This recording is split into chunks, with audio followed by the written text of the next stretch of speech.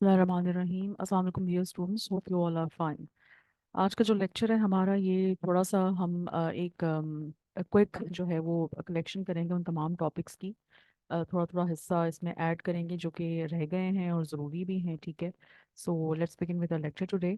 आज के लेक्चर में सबसे पहला टॉपिक हमारे पास है, वो है energy stored in magnetic field. मैंने थोड़ी सी कॉन्टिन्यूटी ब्रेकअप की थी और मैंने आप लोगों को जो इसका लास्ट लेक्चर था जो कि मैंने शेयर किया था, ये वाला जो कि आपको स्क्रीन पे इस वक्त नजर भी आ रहा है, discuss the growth of current in LR series circuit. तो बेसिकली ये अब जो टॉपिक्स मैं आपको करवा रही हूँ, ये एलआर सीरीज सर्किट के बिल्कुल बाद के टॉपिक्स हैं, ठीक है। यानी कि जो आपका चैप्टर था इंडक्टर का, इंडक्टर्स वाला चैप्टर, ये उसके बाद लेक्चर आना चाहिए था, लेकिन मैंने बीच में ब्रेक करके आपको आखिरी चैप्टर पहले भेजा। उसकी रीज़न ये थी कि आखिरी चैप्टर जो था वो इलेक्ट्रॉनिक्स से रिलेटेड है, और उसमें मैंने ये देखा है कि शॉर्ट क्वेश्चंस भी आते हैं। तो इंशाल्लाह आपके जितने भी शॉर्ट क्वेश्चंस आते हैं ट्रांजिस्टर एंड उनसे रिलेटेड, वो तमाम के तमाम उन लेक्चर्स में कवर हो जाएंगे, ठीक है। तो वो मैंने आपको इससे पहले भेजे थे कि कम से कम आप आखिरी जो आपका चैप्टर है सिलेबस का, उसका एक हिस्सा ले लें पहले, ताकि आप अगर कुछ चीज़ें उसमें से आती हैं जो कि डेफिनेटली शॉर्ट क्वेश्चंस तो आते ही हैं, तो वो जो है वो हम उसको इजीली कर लें, ठीक है। दूसरी बात है कि long question I think so कि अब आने नहीं चाहिए, इन द सेंस कि आपके पास इलेक्ट्रिसिटी का एक बहुत बड़ा पोर्शन है, मैग्नेटिज्म का एक बहुत बहुत बड़ा पोर्शन है, ठीक है। तो उनमें से चीज़ें बहुत सारी बनती हैं जो कि लॉन्ग क्वेश्चंस में आ सकती हैं, इसलिए वो आपने तकरीबन तकरीबन क्या ऑलमोस्ट आपने सारी करनी है, ठीक है। इसलिए आप उसके लिहाज से बेफिक्र हैं, वहाँ बस तैयारी आप लोगों को ढेर सारी करनी है। और ये सिर्फ आप लोगों का बैच नहीं है, थर्ड सेमेस्टर के जितने भी बच्चे होते हैं उनको ऐसे ही प्रोसेस से गुजरना पड़ता है, बिकॉज सबसे ज़्यादा सिलेबस वही वाली बात है, अगेन है ही थर्ड सेमेस्टर का। तो बहरहाल एवरीबडी फेसेस द सेम, इसमें कोई ऐसी नई बात नहीं है, तो आपने ये काम करना है, ठीक है। अब जो आखिरी इलेक्ट्रॉनिक्स का चैप्टर है, उसमें जो बहुत आखिर में मुश्किल मुश्किल चीज़ें हैं, उसको मैं बिल्कुल आखिर में आपके साथ शेयर करूंगी। आखिर का मतलब है कि 9 तारीख तक, ताकि या 10 10 तक को तो खैर आपका पेपर है, ताकि उसको आपको एक क्विक रिव्यू ले लें। लेकिन आई होप सो कि उसमें से चीज़ें नहीं आएंगी और आनी नहीं चाहिए, बिकॉज आपने जो बाकी चीज़ें हैं ना वो बहुत ज़्यादा इंपॉर्टेंट हैं जो कि आपको शेयर कर दी गई हैं। आज के टॉपिक में जो चीज़ें ये इंडक्टेंस के चैप्टर के बाद रह गई थी, जो कुछ टॉपिक्स, वो मैं आपके साथ शेयर करी। और सबसे पहला टॉपिक हमारे पास बनता है, वो बनता है energy stored in magnetic field. अब मैं आपको इतना बता दूं कि ये आज का लेक्चर जो ना, ये सब हम हिफाजती तदाबीर कर रहे हैं, यानी कि अगर कोई चीज़ इसमें से आ जाती है तो आप करने के काबिल हो। इसलिए अब ये जो थ्योरी है, अगर आपके पास टाइम है तो आप इसको देख लें, अदरवाइज कम अज़ कम आप इसका जो मैथमेटिकल पोर्शन है वो इस हद तक कर लें कि अगर कोई चीज़ इसमें से पेपर में आती है तो आप उसको कर लें। वरना पेपर के पॉइंट ऑफ व्यू से जितनी नज़र से मेरी चीज़ें गुजरी हैं, वो तकरीबन आपने तमाम कर ली हुई है जो मैंने शेयर कर दी है, ठीक है। Energy stored in magnetic field का मतलब क्या है कि जैसा से एक आप कैपेसिटर इस्तेमाल करते हैं, ठीक है। और कैपेसिटर के अंदर आपको ये पता है कि उसकी एक प्लेट पे पॉजिटिव प्लेट चार्ज होता है, एक प्लेट पे उसका नेगेटिव चार्ज होता है, और उन दोनों प्लेट्स के दरमियान में एक इलेक्ट्रिक फील्ड होता है। और आपने ये चीज़ पढ़ी हुई है कि उन इलेक्ट्रिक फील्ड के दरमियान के अंदर, यानी कि ये जो इलेक्ट्रिक फील्ड आपको दिखाई दे रहा है, इसके अंदर एनर्जी स्टोर होती है। In the case of capacitor में इलेक्ट्रिक फील्ड की बात करते हैं। तो सिमिलरली जो काम कैपेसिटर आपका इलेक्ट्रिक फील्ड में करता है, वही काम आपके पास एक इंडक्टर करता है मैग्नेटिक फील्ड। तो जब इंडक्टर के पास मैग्नेटिक फील्ड है, तो डेफिनेटली उस मैग्नेटिक फील्ड के अंदर भी एनर्जी स्टोर होनी चाहिए। तो आज हम इसी चीज़ को जो है वो इस टॉपिक में देखेंगे, ठीक है। कि जिस तरह कैपेसिटर इलेक्ट्रिक फील्ड के अंदर एनर्जी को संभाल के रखता है, वैसे ही इंडक्टर अपनी टर्न्स के अंदर, अपनी कोर के अंदर जो मैग्नेटिक फील्ड मौजूद है, उसमें जो एनर्जी स्टोर करके रखता है, वो एनर्जी हम कैसे निकालते हैं, ठीक है। तो इसके लिए ये सारी थ्योरी आपके सामने है, ठीक है। अब इसमें हमने जो सर्किट इस्तेमाल करना है, वो वही एनआर सीरीज सर्किट इस्तेमाल करना है। मैंने इसे भी आपसे कहा था कि उस टॉपिक के फौरन बाद ये चीज़ आती थी, लेकिन मैंने जानबूझ के वो बीच में ब्रेकअप की है। इसकी रीज़न ये थी कि आप सबसे पहले जो इंपॉर्टेंट चीज़ें हैं पेपर के पॉइंट ऑफ व्यू से उसको कर लें, ताकि हम पेपर को अपने महफूज कर लें, ठीक है, और इंशाल्लाह कर लेंगे। तो यहाँ पे अब जो एल आर सीरीज सर्किट आपके सामने है, इसमें अब हमने जो एनर्जी स्टोर करनी है, यानी कि सर्किट डायग्राम इसमें भी वही बनेगी और पिछले वाले में भी वही बनेगी, ठीक है। अब यहाँ पर आपने जो स्टार्ट करना है, वो आपने लूप रूल से ही स्टार्ट करना है, ठीक है। और लूप रूल से आपने कैसे स्टार्ट करना है, बिकॉज एनर्जी जो हम स्टोर करेंगे तो फिर बैटरी का होना सर्किट में ज़रूरी है। इसका मतलब ये है कि हम इस टॉपिक के अंदर क्या करेंगे कि हम ए वाले पार्ट को एस से कनेक्ट कर देंगे, ठीक है। जब हम एस से कनेक्ट कर देंगे तो ये बी वाला पार्ट बिल्कुल निकल जाएगा और इसमें बैटरी आ जाएगी, और इसका मतलब ये है कि सर्किट में एक करंट जो है वो चलना शुरू हो जाएगा। ये करंट आप देख रहे हैं कि करंट जो है वो आपका पॉजिटिव से नेगेटिव जाएगा, ठीक है। और यूं आपका करंट यहाँ से स्टैब्लिश हो जाएगा, इन द सेंस यूं।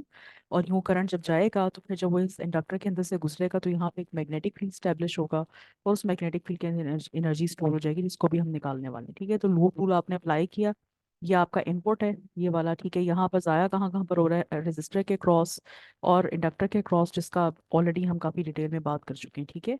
अब आपने इस इक्वेशन के साथ क्या करना है कि वहाँ पे हम बिल्कुल उसको डिफरेंट तरीके से ले गए थे, टी को हमने निकाला था, अलहदा किया था। यहाँ पे ऐसा कुछ नहीं करना है, यहाँ पे आपने एनर्जी निकालनी याद रखिएगा।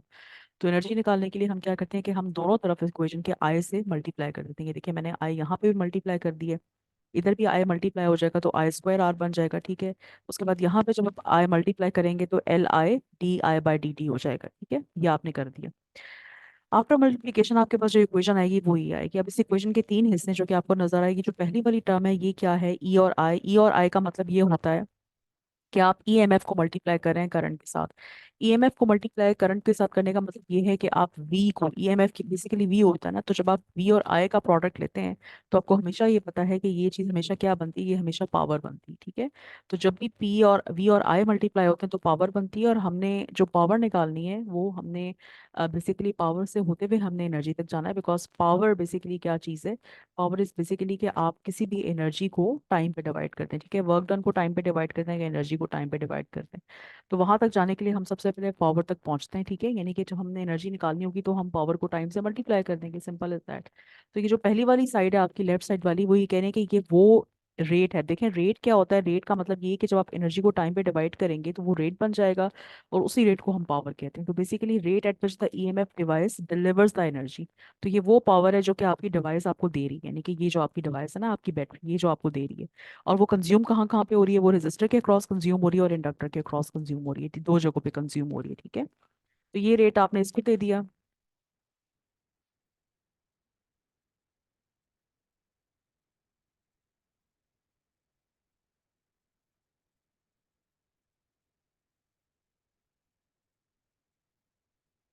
जो सेकंड वाली टर्म है हमारे पास, हाँ जी, ये इस टर्म के अंदर आप ये देख रहे हैं कि आई स्क्वायर आर है। आई स्क्वायर आर वो रेट है जिसके ऊपर आपकी एनर्जी कंज्यूम हो रही है, किसके अक्रॉस, रेजिस्टर के अक्रॉस यहाँ पर, ठीक है। तो ये भी पावर है, राइट। क्योंकि ये आपको पता है कि पावर की ये तीन एक्सप्रेशन होते हैं। या तो हम वी आई ले लेते हैं, वी आई नॉर्मली हम कब लेते हैं, जब हमने ये देखना होता है कि हमें मिल कितनी एनर्जी रही है बैटरी से। और आई स्क्वायर आर का मतलब है एनर्जी रेजिस्टर में ज़ाया हो रही है, ठीक है। तो ये जहां जहां पे पावर होगी ना, आपको रेट एट का वर्ड नजर आएगा। उसकी रीजन ये होती है कि एनर्जी टाइम पे डिवाइड होती है तो रेट बन जाता है। तो ये जो सेकंड वाली टर्म है ये वो रेट है जिसपे आपकी एनर्जी कहाँ पे जाया हो रही है, डिसिपेटेड आ गया वर्ड रजिस्टर के अंदर। और सिमिलरली ये जो आपके पास टर्म है, ये टर्म क्या है, ये टर्म आपके पास represents the statement of the conservation of energy. Means के लास्ट टर्म पे आपके पास डेफिनेटली ये वो पावर होगी जो कि किसके अक्रॉस जाया हो रही होगी, आपके वोल्टेज के अक्रॉस, ठीक है। इसमें भी अगर आप देखें तो यहाँ पे अगर हम आई को सेपरेट कर दें, ठीक है ना, ये आई को अगर मैं सेपरेट कर दूं, इस टर्म की मैं बात कर रही हूँ, आई को सेपरेट कर दें तो आपके पास यहाँ पर आएगा एल और यहाँ पर आएगा D I by D T. अब आप ये अगर D I by D t और एल को आपस में देखें तो ये पूरी चीज़ आपके पास क्या बनती है, अगर हम इसकी बात करें, ये पूरी चीज आपको यहाँ पे नजर आ रही है कि ये डेल्टा वी एल है। इसका मतलब ये है कि जब हम डेल्टा वी एल को यहाँ डालेंगे तो वो आई के साथ मल्टीप्लाई होकर क्या बनाएगा, एग्जैक्टली वही बनाएगा जो ये टर्म बन रही है।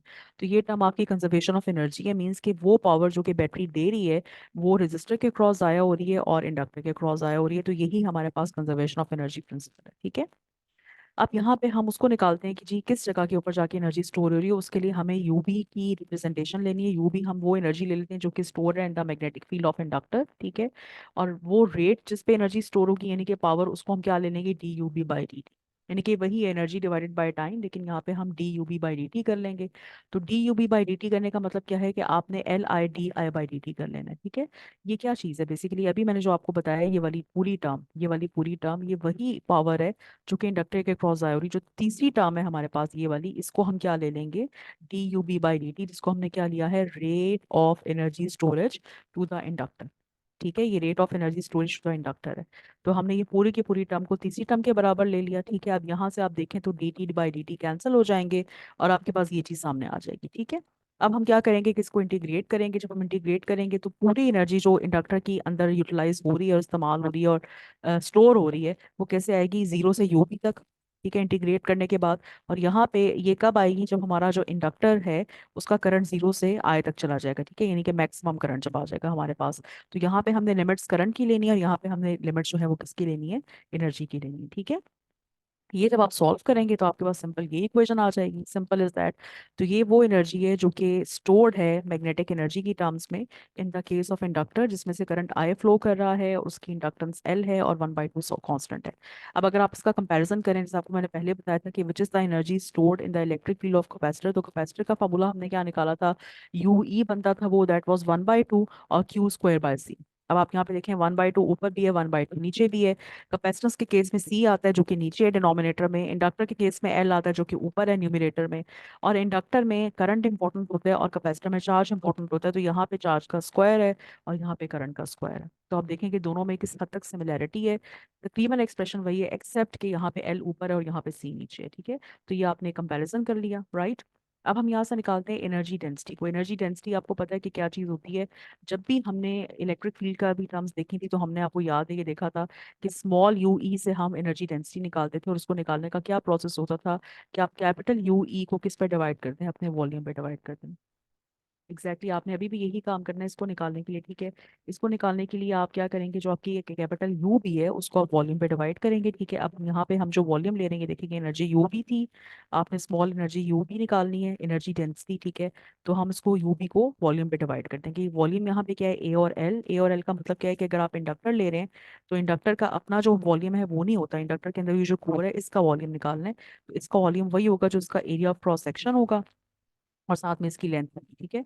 तो इस पूरे इंडक्टर की लेंथ अगर हम यहाँ से लेकर यहाँ तक ले लें एल, स्मॉल एल, और इसका ये जो एक एरिया ऑफ क्रॉस सेक्शन है इसको हम ए ले लें, तो ए और ए को एल को मल्टीप्लाई करके क्या बनेगा, इसका वॉल्यूम। तो एग्जैक्टली ये वही फॉर्मूला बन गया कि आपने टोटल एनर्जी को वॉल्यूम पे डिवाइड कर दिया, ठीक है। अब टोटल एनर्जी आपको पता है यू भी है पीछे से, ये वैल्यू आपने यहाँ पे पुट कर दी इस साइड पर इधर, ठीक है। जब ये आपने वैल्यू पुट की और उसको ए एल पे डिवाइड किया तो ये एक्सप्रेशन आपके सामने आया। यहाँ से कुछ भी कैंसिल नहीं होगा, इसलिए आप कुछ भी कैंसिल करने की कोशिश ना करें। यहाँ पे आप सिर्फ ये करें कि यहाँ पे हम कुछ सब्स्टिट्यूशन करेंगे। वो सब्स्टिट्यूशन क्या है कि इंडक्टर या सोलेनाइड के लिए हमें पता है कि जो मैग्नेटिक फील्ड होता है वो ये होता है mu nought I by I into N. N क्या चीज़ होती है, एन हमारे पास होता है capital N divided by the total N, ठीक है, number of turns per unit length.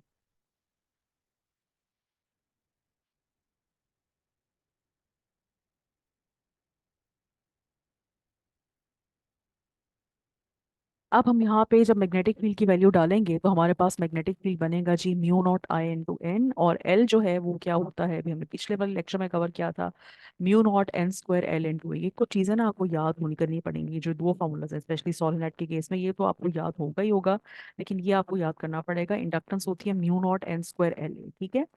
अब आपने ये दोनों की दोनों सब्स्टिट्यूशंस जो हैं वो यहाँ पे डालनी है इधर, राइट।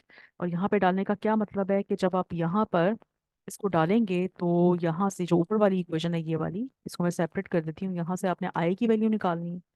आई की वैल्यू हमारे पास बनेगी B divided by mu not N, ठीक है। और यहाँ से ये जो एन है ये वैल्यू एज इट इज जाएगी। अब जो एनर्जी डेंसिटी थी हमारे पास पीछे वो क्या थी, that was U B which was equal to 1/2। L की जगह पे हम ये वैल्यू डालेंगे पूरी की पूरी, mu naught n square L A, ठीक है। ये पीछे से हम देख लेते हैं, यहाँ पे हमने 1/2 की भी वैल्यू डाल दी है, एल की भी वैल्यू डाल दी है, नीचे वाले ए एल अभी रहते हैं, और यहाँ पे आई स्क्वायर की वैल्यू डालनी है, ठीक है। आई स्क्वायर ऊपर से आएगा, नीचे पहले हम यहाँ पे कर लेते हैं एल और ए को, ठीक है। और जब हम आई स्क्वायर की वैल्यू डालेंगे तो ये बनेगा बी स्क्वायर और divided by mu not square, और साथ में आ जाएगा एन स्क्वायर, ठीक है। अब आप देखने के जो टर्म्स करती हैं उनको काटें, यहाँ से एल और ए कैंसिल हो गए पूरे के पूरे, एक म्यू नॉट ऊपर वाला नीचे वाले एक म्यू नॉट को कैंसिल करेगा, एन स्क्वायर पूरे का पूरा निकल जाएगा, और पीछे आपके पास ये टर्म बचेगी, ठीक है। अब अगर आप इसको कंपेयर करें इलेक्ट्रिसिटी के साथ तो आप इसमें देखें कि ये एनर्जी स्टोर थी, राइट। इसको बल्कि मैं यहाँ पे आपको कंपेयर करके बताती हूँ। जब हमने इलेक्ट्रिक फील्ड की एनर्जी डेंसिटी की बात की थी उसमें आपको याद होगा कि वो एक्सप्रेशन क्या बनता था, वो बनता था 1/2, परमिटिविटी यहाँ पे होती थी मल्टीप्लाई, ठीक है, और यहाँ पे आता था हमारे पास ई स्क्वायर, ठीक है। तो ये उसका एक्सप्रेशन बनता था। अब इसमें आप देखें अगर, तो यहाँ पे जो एनर्जी डेंसिटी है वो स्क्वायर ऑफ बी स्क्वायर के प्रोपोर्शनल, और यहाँ पे इलेक्ट्रिक फील्ड की जो एनर्जी डेंसिटी थी वो ई स्क्वायर के प्रोपोर्शनल थी। 1/2 इधर भी आ रहा है, 1/2 इधर भी आ रहा है। फर्क सिर्फ क्या है कि यहाँ पर डिनोमिनेटर में चला गया है mu not which is magnetic permeability, और यहाँ न्यूमरेटर में आ गया है आपका परमिटिविटी जो कि इलेक्ट्रिक फील्ड के साथ रिलेटेड होती है, ठीक है। लेकिन दोनों सूरतों में आपके पास स्क्वायर आ रहा है, तो ये बहुत बड़ी बात है। तो ये आपने यहाँ से एनर्जी डेंसिटी स्मॉल वाली निकाल ली, और यहाँ से आपने पीछे से कैपिटल वाली निकाली थी, ये वाली जो कि सिर्फ एनर्जी थी, ठीक है, पूरी के पूरे उसके अंदर। तो ये टॉपिक यहाँ पे हो गया खत्म। अब हम आखिर में बात करते हैं जी इलेक्ट्रोमैग्नेटिक ऑसिलेशंस की। इलेक्ट्रोमैग्नेटिक ऑसिलेशंस का मतलब क्या होता है गर्ल्स? जब भी हमारे पास ऑसिलेशंस की बात आती है, तो आप हमेशा इस बात को समझें कि ऑसिलेशंस जो हैं वो हमारे पास क्या चीज़ें हैं। ऑसिलेशन हर उस चीज़ को हम कहते हैं जिसमें हमें पेंडुलम टाइम इफेक्ट मिलता है। पेंडुलम का मतलब क्या है कि फॉर एग्जांपल ये आपके पास एक पेंडुलम है जो कि वाइब्रेट कर रहा है, ठीक है, और ये मुसलसल अपनी मीन पोजीशन के गिर्द ऑसिलेशन दे रहा है। बिल्कुल वैसे ही वो चीज़ जो बार बार अपने आप को रिपीट करती है, जिस तरह से आपके पास एक मैकेनिकल ऑसिलेटर होता है। मैकेनिकल ऑसिलेटर में आपको याद होगा जो आपका मैस स्प्रिंग सिस्टम होता है, जिसमें आपका मैस स्प्रिंग जो मैस जो है वो स्प्रिंग के साथ कभी आगे कभी पीछे घूमता है, और उसकी एनर्जी जो है वो कभी पोटेंशियल एनर्जी बनती है, कभी काइनेटिक एनर्जी बनती है, लेकिन टोटल एनर्जी कंजर्व रहती है। तो इसको हम मैकेनिकल ऑसिलेटर कहते हैं। और ये जो इलेक्ट्रोमैग्नेटिक ऑसिलेटर है, ये देखिए इलेक्ट्रोमैग्नेटिक और ऑसिलेटर चीज़ है, और मैकेनिकल ऑसिलेटर और चीज़ है। मैकेनिकल ऑसिलेटर में ये मैस स्प्रिंग सिस्टम और आपका ये जो टॉर्जनल ऑसिलेटर है और आपका ये सिंपल पेंडुलम ये आ जाते हैं। तो फिर ये इलेक्ट्रोमैग्नेटिक ऑसिलेटर क्या है? इलेक्ट्रोमैग्नेटिक ऑसिलेटर को हम कहते हैं एलसी सर्किट। एलसी सर्किट क्या होता है गर्ल्स? कि जिसमें हम एक इंडक्टर और एक कैपेसिटर को इकट्ठा लगा देते हैं, तो वो बन जाता है इलेक्ट्रोमैग्नेटिक ऑसिलेटर। अब इस सर्किट में जिसमें हमने इंडक्टर और कैपेसिटर को इकट्ठा लगाया हुआ है, ऐसा क्या है कि वो बिल्कुल पेंडुलम और मैस स्प्रिंग सिस्टम की तरह ही बिहेव कर रहा है, और उसमें एनर्जी आपकी ऑसिलेट हो रही है, कभी पोटेंशियल कभी काइनेटिक। इसके लिए अब हम क्या करते हैं कि हम एक कैपेसिटर लेते हैं, ठीक है, और उसको हम चार्ज करते हैं। और चार्ज करने के बाद जब वो अपने मैक्सिमम चार्ज क्यू एम को अचीव कर लेगा, तो उसको हम बैटरी से उतार लेंगे, और उतारने के बाद हम कहाँ पे लगा देंगे? इधर लगा देंगे। अब ये फिगर जो आपके सामने है इसको आपने बहुत ध्यान से देखना है कि आपने क्या किया। स्टार्ट हमने इस वाली फिगर से करना है, ठीक है। हमने यहाँ पर एक इंडक्टर और एक सी को यानी कि कैपेसिटर को, इसी को हम कहते हैं एलसी सर्किट। इन दोनों को पैरेलल में लगाया हुआ है, और दो चीजें पैरेलल में लगती हैं, सीरीज में तो नहीं लग सकती हैं। तो एल और सी को हमने पैरेलल में लगा दिया, कैपेसिटर को हमने फुल चार्ज कर दिया।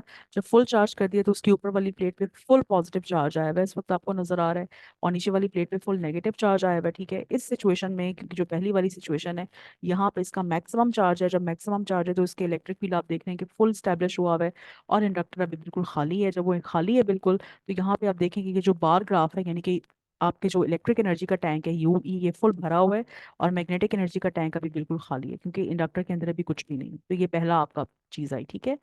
इसके बाद हम जाते हैं इस साइकिल के ऊपर जो कि बनती है आपकी फिगर नंबर बी, ठीक है। और कितनी एनर्जी स्टोर हुई है इसके अंदर, ये आपको मैथमेटिकल इक्वेशंस बता रही हैं। साथ साथ अभी हमने पीछे भी पढ़ा है, इलेक्ट्रिक एनर्जी होती है 1/2 Q square by C square, क्योंकि मैक्सिमम चार्ज है इस पे स्टोर। तो यहाँ पे हम कर देंगे क्यू एम स्क्वायर बाय सी, ठीक है। ये वही वाली इक्वेशन है जो भी आपने पीछे देखी थी। अगर मैं आपको दोबारा यही वाली इक्वेशन, ठीक है, तो इसमें कोई भी मुश्किल बात नहीं है। अच्छा जी, अब ये मैक्सिमम एनर्जी स्टोर हो गई फर्स्ट में, ठीक है। इसके बाद क्या हुआ? इसके बाद ये हुआ कि जो एनर्जी उसके अंदर है इंडक्टर में वो जीरो है, बिकॉज आपको नजर आ रहा है कि करंट है नहीं सर्किट में। जब करंट होगा तो फिर इंडक्टर अपने आप को स्टोर करना शुरू करेगा, ठीक है।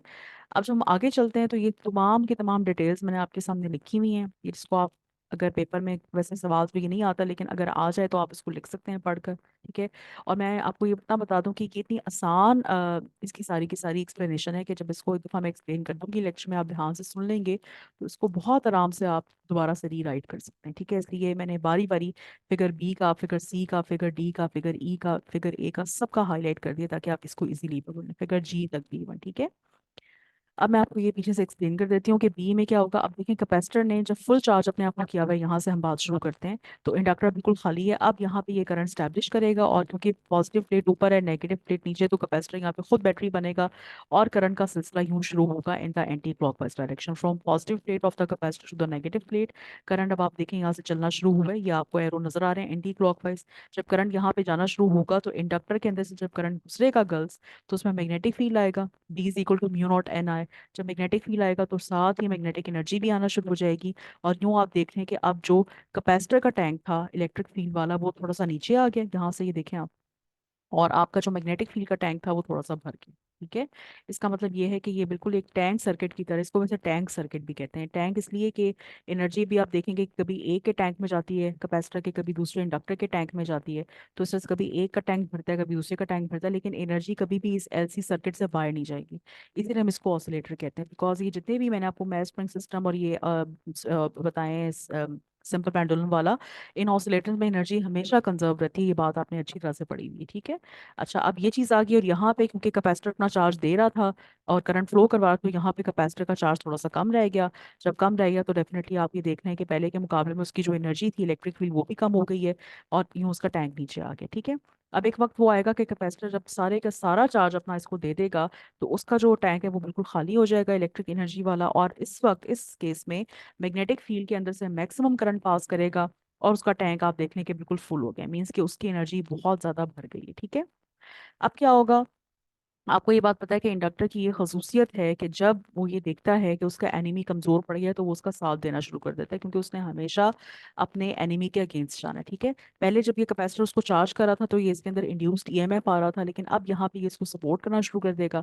जब सपोर्ट करना शुरू कर देगा तो सी वाले फिगर से जब हम डी वाले फिगर में जाएंगे, तो अब ये इंडक्टर क्या करेगा कि इसको सपोर्ट करने के लिए ये इसको करंट देना शुरू कर देगा। जब करंट देना शुरू कर देगा तो क्या होगा कि करंट पहले के मुकाबले में ऑपोजिट जाएगा। पहले कैपेसिटर की ऊपर वाली प्लेट पॉजिटिवली चार्ज थी, अब जब इंडक्टर अपने हिस्से का करंट इसको देना शुरू कर देगा, तो इसके नीचे वाली प्लेट पे पॉजिटिव चार्ज आ जाएगा। ठीक है। आहिस्ता आहिस्ता। और कैपेसिटर की ऊपर वाली प्लेट पे डेफिनेटली नेगेटिव चार्ज आ जाएगा। ठीक है। तो इसका मतलब ये है कि अब जो इलेक्ट्रिक फील्ड है वो नीचे से ऊपर जाएगा, पहले आपका इलेक्ट्रिक फील्ड ऊपर से नीचे जा रहा था। समझ रहे हैं ना मेरी बात। अब जब इलेक्ट्रिक फील्ड ऊपर चला गया नीचे से ऊपर की तरफ, तो डायरेक्शन ऑफ इलेक्ट्रिक फील्ड बदल गई है। लेकिन अब अगर आप देखें तो करंट जो है ना वो अभी इसी डायरेक्शन में जा रहा है। क्यों? क्योंकि इंडक्टर ये करंट दे रहा है। ठीक है। तो इस सिचुएशन में आप ये देख रहे हैं कि कैपेसिटर का टैंक अब आहिस्ता आहिस्ता फिर से भरना शुरू हो गया, जो बिल्कुल पिछली वाली चीज में खाली हो गया था। और इंडक्टर का जो टैंक है वो पहले के मुकाबले में डाउन हो गया, क्योंकि उसने अपनी एनर्जी कैपेसिटर को देना शुरू कर दी। फिर एक वक्त वो आएगा इसके बाद जब हम ई वाली फिगर में जाएंगे। ये सारी चीजें मैंने आगे एक्सप्लेन कर दी है इंग्लिश के अंदर ना, आप उसको वहां से देख सकते हैं बुक से लेकर। अब आहिस्ता आहिस्ता क्या होगा कि इंडक्टर बिल्कुल खाली हो जाएगा। एक वक्त वो आएगा जब इंडक्टर बिल्कुल खाली हो जाएगा तो करंट बिल्कुल ही खत्म हो जाएगा सर्किट में, कोई करंट नहीं आएगा। जब करंट जीरो हो जाएगा तो इट मीन्स के बिल्कुल आपका जो मैग्नेटिक फील्ड की एनर्जी वाला टैंक है वो बिल्कुल खाली हो गया है, और इस वक्त आपका कैपेसिटर फुल अपना मैक्सिमम चार्ज दोबारा से स्टोर कर देगा, but in the opposite direction. आप ये देखें अगर, तो ये ई और ए वाली फिगर्स बिल्कुल दूसरे के सामने हैं। यहाँ पे पॉजिटिव प्लेट ऊपर थी मैक्सिमम चार्ज, यहाँ पे नेगेटिव प्लेट नीचे थी मैक्सिमम चार्ज। यहाँ पे अब पॉजिटिव प्लेट नीचे आ गई है मैक्सिमम चार्ज, और नेगेटिव प्लेट आपकी ऊपर चली गई है मैक्सिमम चार्ज। ठीक है। तो यूं आपके पास मैक्सिमम चार्ज स्टोर हो गया फिर से, जो उसने ए वाली फिगर में किया हुआ था। जब मैक्सिमम चार्ज स्टोर हुआ तो उसका कैपेसिटर का टैंक फिर से भर गया, लेकिन करंट यहाँ पे फिर से जीरो हो गया। ठीक है। अब क्या होगा, दोबारा दोबारा से आपका कैपेसिटर क्या करेगा, एज अ बैटरी बिहेव करेगा, और वो फिर से इंडक्टर को करंट देना शुरू कर देगा। ठीक है।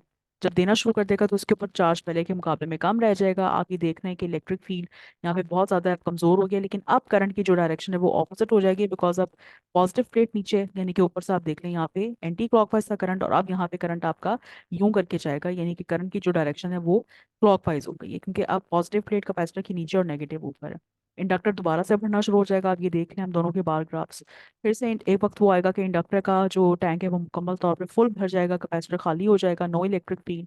और उसके बाद कैपेसिटर दोबारा से क्या करेगा, अपने चार्ज को रीगेन करेगा, बिकॉज इंडक्टर उसको फिर से हेल्प आउट करना शुरू कर देगा, और चार्ज यहाँ पे फिर से स्टोर करना शुरू करेगा, but in the opposite direction. तो दोबारा से पॉजिटिव प्लेट ऊपर आ जाएगी और नेगेटिव चार्ज नीचे आ जाएगा। ठीक है। और फिर से वो वक्त आएगा कि आपका ये साइकिल मुकम्मल हो जाएगा। तो आप ये देखें, इस पूरे साइकिल में, जिसको हम टैंक सर्किट कहते हैं, एनर्जी ऑसिलेट हो रही है जस्ट लाइक सिंपल पेंडुलम, जिसमें यहाँ पर आपके पास पोटेंशियल एनर्जी होती है साइड्स पर, और दरमियान में आपके पास काइनेटिक एनर्जी होती है। ठीक है। सिमिलरली यहाँ पे भी आप देख रहे हैं कि कभी आपके पास मैग्नेटिक एनर्जी है, कभी इलेक्ट्रिकल एनर्जी है, लेकिन किसी भी सूरत ये एनर्जी इस सर्किट से, ये यानी कि एल और सी के सर्किट से बाहर नहीं जा रही। तो ये जो सर्किट है इसको हम ऑसिलेटर कहते हैं, बिकॉज ऑसिलेशंस हो रही हैं, कभी एक के पास बॉल कभी दूसरे के पास बॉल, तो यूं ये एनर्जी आपके पास चलती चली जा रही है। इसको हम कहते हैं इलेक्ट्रोमैग्नेटिक ऑसिलेशंस। ठीक है। बाकी आप ये डिटेल्स देख लीजिएगा। और जब भी किसी जगह पे ऑसिलेशन आती है, इसका मतलब है उस चीज़ की खास एंगुलर फ्रीक्वेंसी है। उस एंगुलर फ्रीक्वेंसी को हम कैसे निकालते हैं, उसको इस तरीके से निकालते हैं, omega is equal to pi F under the root of one over L C. ये इसका फॉर्मूला है जिसको आपने याद रखना है। ठीक है। ये भी हम आगे चल के देखेंगे ये कैसे आता है। अब हम अगर इसका थोड़ा सा क्वांटिटेटिव एलिमेंट देख लें, इसका मैथमेटिकल एक्सप्रेशन, तो जो टोटल एनर्जी हमारे पास है वो यू है एलसी सर्किट के केस में, और वो किसका सम है, यू बी और यू ई का। यू बी हमारे पास बनता है, या हम एनर्जी डेंसिटी निकाले, पूरी एनर्जी निकाल रहे हैं, हाफ एल आई स्क्वायर। ठीक है, और जो यू ई है वो हमारे पास बनता है हाफ क्यू स्क्वायर बाय सी, ये आपके सामने है। ठीक है, अब आप दोनों तरफ का क्या ले लें, डिफरेंशिएट करें इक्वेशन को टी के लिहाज से, ये देख लें आप, ये मैंने किया हुआ है। तो जहाँ जहाँ पे डिफरेंशिएशन है यहाँ पर आ जाएगी, और इसका पूरे का पूरा सम जो है जीरो होना चाहिए। क्यों जीरो होना चाहिए? बिकॉज आपकी टोटल एनर्जी जो है वो कांस्टेंट है। जो चीज़ कांस्टेंट होती है, बिकॉज वो इन दोनों के दरमियान में ना, इंडक्टर और कैपेसिटर के दरमियान में बाहर तो जा नहीं रही है, तो टोटल एनर्जी अगर कांस्टेंट है तो उसका डेरिवेटिव टाइम के रिस्पेक्ट से जीरो आएगा। तो आपने इसको पूरे के पूरे को टाइम के रिस्पेक्ट से डिफरेंशिएट करके जीरो के बराबर पुट कर देना है। ठीक है, अब जब आप करेंगे तो आपको समझ आएगी कि करंट हमारे पास क्या था, d Q by D t, और जब इसका डिफरेंशिएशन लेंगे आप तो d square q by D T square आ जाएगा। ये तमाम चीज़ें जब आप यहाँ पे डालेंगे, इस जगह पर, यहाँ पे आपने डाली इधर, ठीक है, और इधर आपने डाली इस जगह के ऊपर, तो आपके पास ये इक्वेशन बन जाएगी। ये आप देख रहे हैं यहाँ पे। ठीक है, जब ये इक्वेशन बन जाएगी तो इस इक्वेशन को आप कंपेयर करें अपनी पुरानी वाली मैकेनिकल ऑसिलेशन वाली इक्वेशन के साथ, जो कि आप अपने पिछले वाले सेमेस्टर में पढ़ चुके हैं। जब आप ऑसिलेशन के चैप्टर पढ़े थे तो उसमें आपने ये इक्वेशन देखी थी, D two X by D T square math spring system वाले केस में, और के बाय एम एक्स, ये आपको याद आ जाएगा। ठीक है, अब आप इसके साथ कंपेयर करें तो जहाँ पे क्यू है वहाँ पर एक्स है, जहाँ पे क्यू है दोबारा वहाँ पे एक्स है, और ये जो वन बाय एल सी है इसके साथ यहाँ पर क्या आ रहा है, के बाय एम। ठीक है, अब अगर आप यहाँ पे देखें तो ये जो हमारे पास था एक्सप्रेशन, उसमें आपको याद होगा कि जो ओमेगा स्क्वायर होता था उस वाले एक्सप्रेशन के अंदर, ठीक है, वहाँ पे क्या आता था, के बाय एम। बल्कि मैं इसको यहाँ से हटा देती हूँ, ओमेगा को, ये आता था अंडर रूट के बाय एम। ठीक है, इस तरीके से आपको याद होगा, राइट। तो अगर हम यहाँ पे इस वक्त देखें तो के बाय एम किसके बराबर है, एल सी के बराबर है। तो दोनों को जब हम कंपेयर करेंगे तो उसका मतलब ये दोनों इक्वेशंस को कि यहाँ पर आ जाएगा one over under the root L C. ठीक है, ये थी वो रीजन जिसकी वजह से हमने इस इलेक्ट्रोमैग्नेटिक ऑसिलेटर की जो एंगुलर फ्रीक्वेंसी थी पीछे, उसको ये रखा हुआ था। ये वाला एक्सप्रेशन देखें, ये इस तरह से आया कंपेयर करके। ठीक है, दोनों। तो सोल्यूशन ऑफ अबव इक्वेशन आपको पता है किस तरह का होता है, X is equal to X N cos of omega T plus five, ये वाली जो आपकी डबल डेरिवेटिव वाली इक्वेशन है। इसके साथ जब हम क्यू को कंपेयर करेंगे तो वही वाली बात है, जहां जहां पे एक्स है वहां पे क्यू आ जाएगा। तो इसका सोल्यूशन हमारे पास ये बनेगा। अब अगर हम ये चेक करना चाहें कि क्या वाकई ये इक्वेशन जो मैंने अभी आपके सामने लिखी है ये इस वाली इक्वेशन का सोल्यूशन है, तो हम क्या करेंगे, हम यहाँ पर D two square square Q यानी कि डबल डिफरेंशिएशन कर लेते हैं क्यू की विद रिस्पेक्ट टू टी, और वैल्यूज को हम डालेंगे। सबसे पहले D Q by D T कर लें, जो कि करंट बनता है, ये बनेगा। उसके बाद फिर दोबारा से डबल डिफरेंशिएट ले लें, ये वैल्यूज उठा के इस वाली इक्वेशन में डालें, इधर क्यू की जगह पर, और क्यू इसके साथ वाली जगह पर। तो आप ये देखेंगे कि ये पूरे का पूरा एक्सप्रेशन यूं बनेगा। ठीक है, दोनों तरफ से आपका जो cos of omega T plus five cancel हो जाएगा, तो सिंपल आपके पास ये ओमेगा आ जाएगा। ठीक है, ये एक और तरीके कार है ओमेगा को निकालने का। वैसे आपको मैंने ये दोनों चीज़ों को कंपेयर करके भी निकाल के बता दी। ठीक है, सो ये सिर्फ आपको ये बता रहा है कि ओमेगा इस तरह के केस में जो होता है वो होता है one over under root l by c. ठीक है, ओके जी। अब इस तरह की इक्वेशन में अगर आप ये देखें तो हमारी जो इलेक्ट्रिकल एनर्जी है वो ये है, आप क्यू की वैल्यू यहाँ पे डाली है, ठीक है, इस जगह के ऊपर, तो ये पूरा का पूरा एक्सप्रेशन ये बन जाएगा cos square omega T plus five. और जो हमारी मैग्नेटिक एनर्जी उसमें आई आ रहा है, ठीक है, आई की वैल्यू आप यहाँ पे डालें सारी की सारी, तो सिंपल ये चीज़ आ जाएगी। इसका मतलब ये है कि मैग्नेटिक एनर्जी में साइन स्क्वायर आ रहा है और इलेक्ट्रिकल एनर्जी में कॉस स्क्वायर आ रहा है। कॉस का जो ग्राफ होता है वो आप सबको पता है कि वो अपना स्टार्ट लेता है मैक्सिमम से, और जो साइन का ग्राफ होता है वो अपना स्टार्ट लेता है जीरो से। और ये दोनों के दोनों जो ग्राफ होंगे, क्योंकि ये एनर्जी एनर्जी नेगेटिव नहीं हो सकती, तो ये दोनों ग्राफ आपके स्क्वायर होने की वजह से स्केल के ऊपर होंगे। आप ये देखें जीरो के ऊपर है। ठीक है, और इसमें आप देख लें कि एक ग्राफ आपका यहाँ से स्टार्ट हो रहा है, ठीक है, जीरो से। ये ग्राफ आपका साइन का ग्राफ है, और ये आप देख को नजर आ रहा है यू बी बाई टी, इसमें साइन आ रहा है। और ये वाला जो ग्राफ है ये मैक्सिमम से स्टार्ट ले रहा है, तो ये डेफिनेटली इलेक्ट्रिकल एनर्जी का ग्राफ होगा, जो कि कैपेसिटर के केस में। तो ये दोनों ग्राफ एक दूसरे के साथ साथ चलेंगे, बिल्कुल जैसे कि आपकी electric energy, sorry kinetic energy और पोटेंशियल एनर्जी का ग्राफ आपको याद है ऐसे चलता था। ठीक है, तो ये एग्जैक्टली वही काम हो रहा है।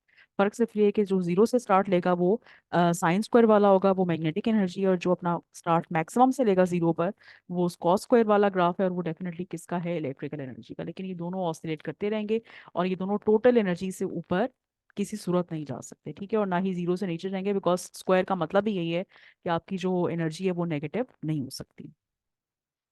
इसकी एक सैम्पल प्रॉब्लम है यहाँ पर, इसको आप लोग देख लीजिएगा अगर टाइम मिले तो, ठीक है, अदरवाइज बाकी चीज़ें ज़रूरी हैं तो पहले उनको कर लें। लेकिन ये सैम्पल प्रॉब्लम बहुत ही ईजी है। इस तरह की चीज़ें मैंने इसलिए रखी हूँ कि ये पेपर में अक्सर सैम्पल प्रॉब्लम ही आती हैं इससे रिलेटेड, क्योंकि इस तरह के बड़े बड़े टॉपिक्स तो नहीं आ सकते। ठीक है, लेकिन फिर भी ये अब नहीं आ सकने का मतलब ये नहीं कि आप उनको करें ना, ये आपने करने हैं, क्योंकि कुछ पता नहीं है आपको, मशरिक मगरिब आसमान ज़मीन कहीं से भी कोई चीज़ आ जाए। इसलिए गर्ल्स आप एक बात याद रखिएगा और दोबारा याद रखिएगा, मैं तीसरी दफ़ा भी कह रही हूँ, याद रखें कि आपने कोई चीज़ किसी सूरत नहीं छोड़नी।